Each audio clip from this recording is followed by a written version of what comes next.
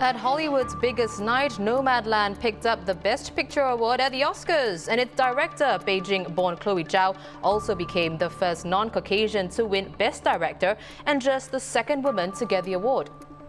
This is for anyone who has the faith and the courage to hold on to the goodness in themselves and to hold on to the goodness in each other, no matter how difficult it is to do that.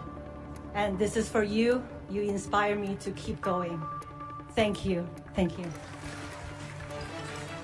Out of the 20 acting nominations, 9 went to people of color and 2 ended up taking top honors. South Korean veteran Yoon Yoo-jong won Best Supporting Actress for her role in Minari. She's the first Korean performer to win an acting Oscar and only the second Asian woman. Daniel Kaluuya was recognized as Best Supporting Actor for playing the Black Panther leader Fred Hampton in Judas and the Black Messiah. Best Actor went to Anthony Hopkins, and Frances McDormand won her third Best Actress award. Our colleague at Life, journalist Jan Lee, is here with her take. Jan is also a presenter for Pop Vultures, the Straits Times' pop culture podcast. Welcome, Jan. So, Chloe Zhao winning Best Director, Yoon Yoo-jong Best Supporting Actress. They're among a relatively, shall we say, multiracial list of Oscar winners this year. Are you sensing a long-term shift in terms of diverse representation at the Oscars?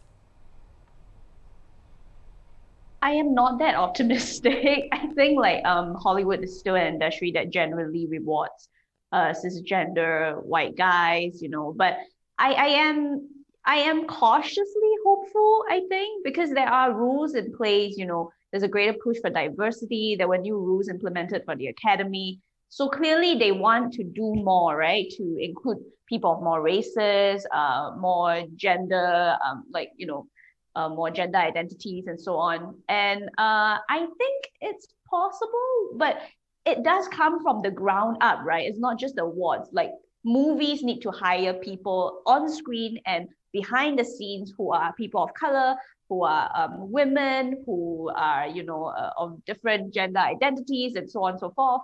And then they have the chance to win Oscars. And even before all of that, studios must be willing to invest in stories that are written by people who are not white, people who are willing to bring a different perspective to the table.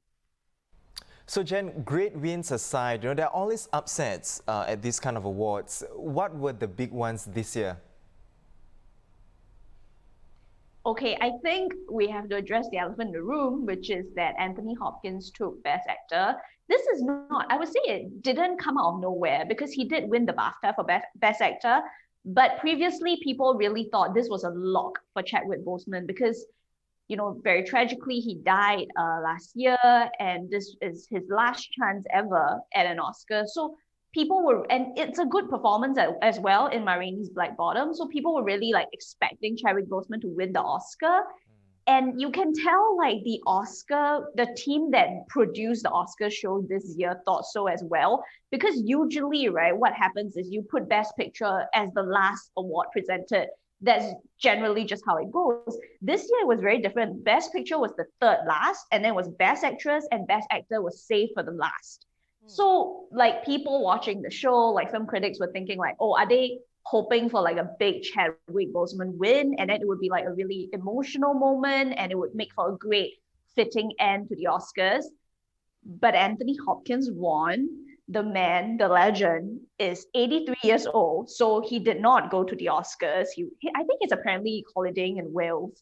So it just ended on Joaquin Phoenix saying, "We accept this award on Anthony Hopkins' behalf." And then the show ended. So it was very abrupt.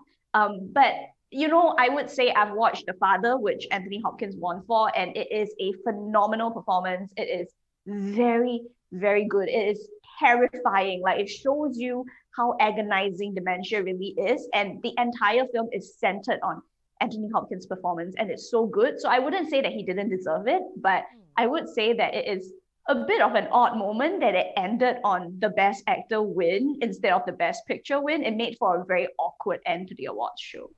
Right.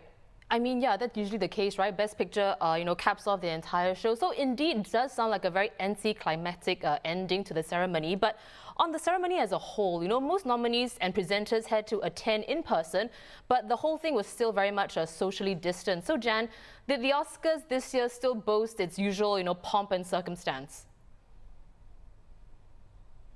I think it is a bit, a bit mellow this year because of, COVID restrictions. So there wasn't like a lot of press. Usually there's like huge numbers of reporters, a lot of journalists lining up on the red carpet, hoping to talk to someone.